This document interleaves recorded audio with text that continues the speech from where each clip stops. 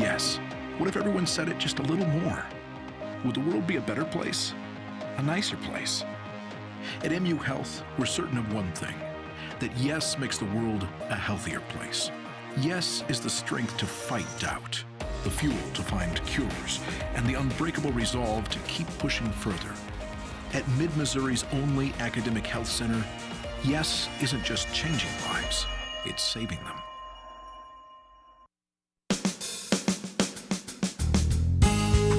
Good morning and welcome to Radio Friends on Wednesday, January the 4th, 2017. I got to write down 2017. So, it'll take me about a month to realize that we're in the new year. Gary Wunder is with us. Good to have you here, Gary. Oh, glad to be here. Thank National Federation of the Blind. And you have been on with us before, but a lot of people may not remember. So let's just kind of recap. What is the National Federation of the Blind? Why does it exist? And what does it do? Well, we're a group of blind and sighted people who have decided that if we want things to be better for the blind, who better than the blind to lead that way? So we're an organization of blind people. We welcome sighted people to be a part. And really what we try to do is we try to raise expectations for blind people. We try to get blind people to think of blindness more as a nuisance than a disabling handicap. Something that is a challenge, but it's a challenge that, given all of the resources that God gives to us, our brains and our other senses, we can work our way around and do quite well in the world. I like the way you describe that. Look at it as a nuisance.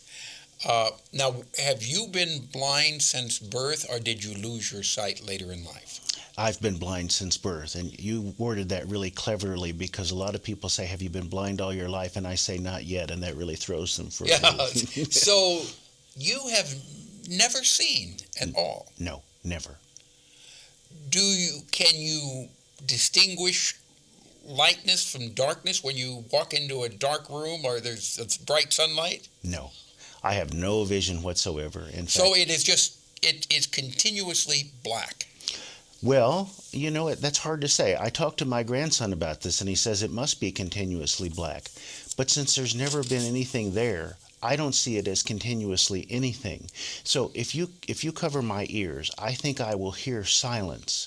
But if I never had hearing, would I hear silence, or would that just be the normal state of things? I've never thought of it that way.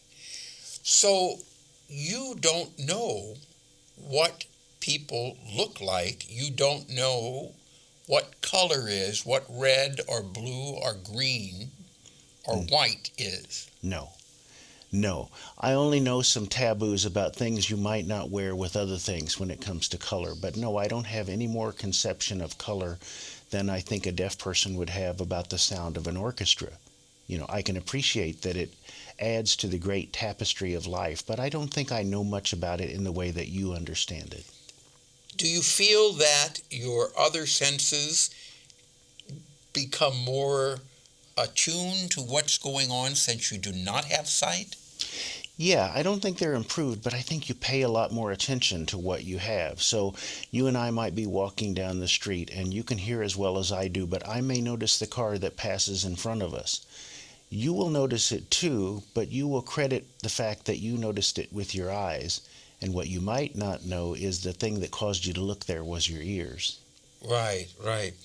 Now, as far as the National Federation for the Blind, you provide equipment for people who have lost their sight or have never had their sight. You also provide learning. You provide instructions on. Absolutely.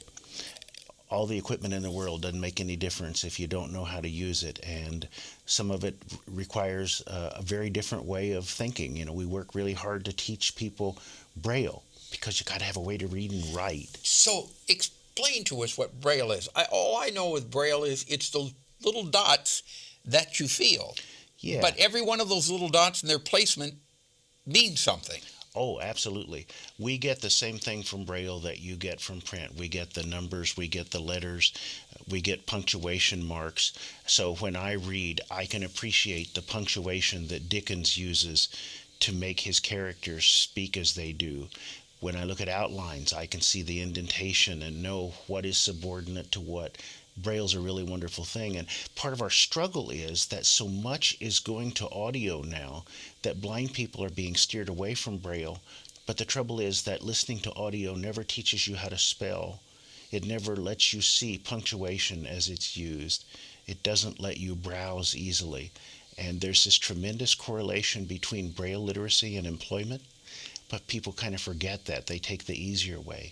So when you're looking at Braille, those little blocks with the dots, are each one of those little blocks a word, or are they letters that you're putting the word together? Good question. They can be both. They can be a letter-for-letter representation of a word, or some combinations may be words themselves. Because Braille is a little bigger and bulkier than print, they've tried to come up with some shorthand, if you will, so that the word FOR that's used all the time has a special Braille sign for it. The word THE that's used all the time has a special sign. Is it difficult to learn Braille? No. I found it really easy. I found that I was reading at the same grade level as my sighted peers. The only difference is that I started out in Braille and they started out in print. Okay. Here's one other question I have for you. Now, I communicated with you by email. Yes. When I send you an email, how are you reading that email? I have two ways. One is that I can hear it verbalized through a speech synthesizer, and the other is that what you've written me is in Braille under my fingertips.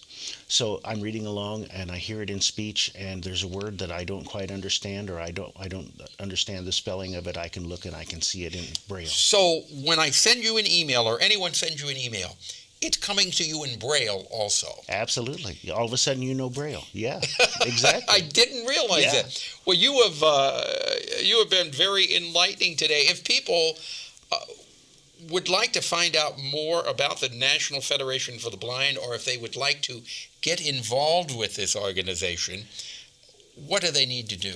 We'd love to have them go to NFB.org. Okay, NFB for National Federation of the Blind. NFB.org, and then what? And then we have the state affiliates, Missouri, and then we have the Columbia chapter. Are you looking for volunteers, people to help?